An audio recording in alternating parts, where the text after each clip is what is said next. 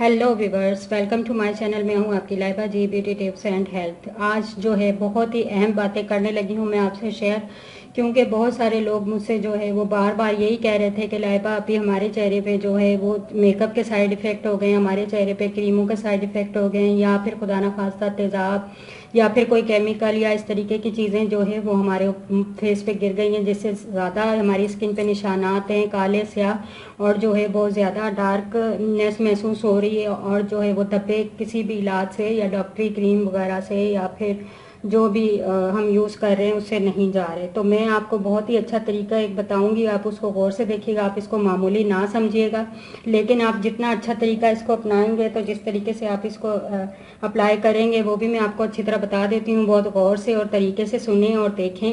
सबसे पहले तो मैं आपको बता दूँ कि ये है दही।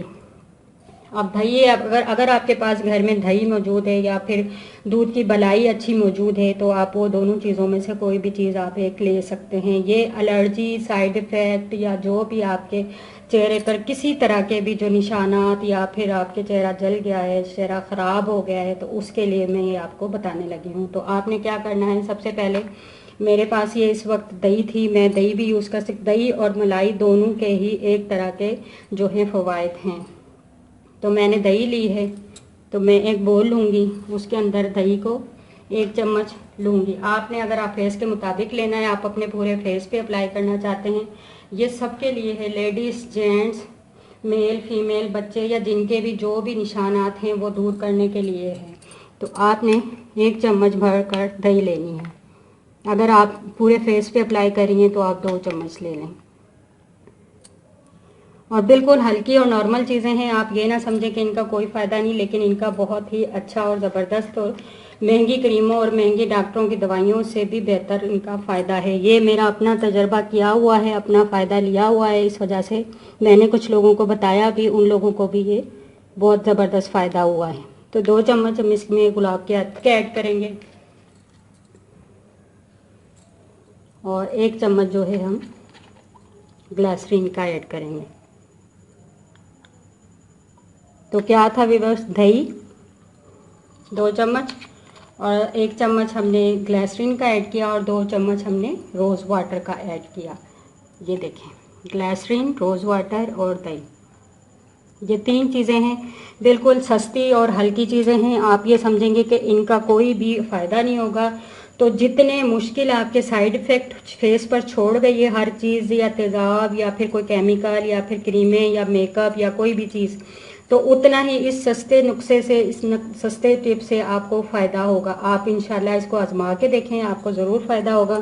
मैं ये आजमा चुकी हूँ और काफ़ी लोगों पर ये आजमा भी चुकी हूँ, सब ने ही बहुत अच्छा इसका रिज़ल्ट जो है मुझे बताया है।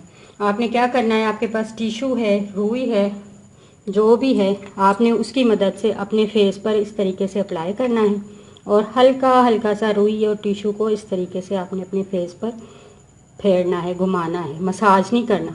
फिर आपने ये लगाकर इस तरीके से छोड़ देना है।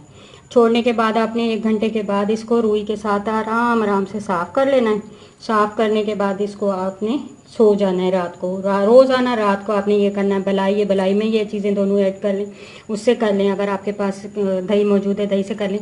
आप रेगुलर इसको, जितना भी आपको महीना लगे, 2 महीने लगे, या आप जब भी काम करने वाले हो तो रेगुलर क्रीम में मेकअप वगैरह यूज़ करते हैं, तो आप अपनी ज़िंदगी का इसको हिस्सा बना लें।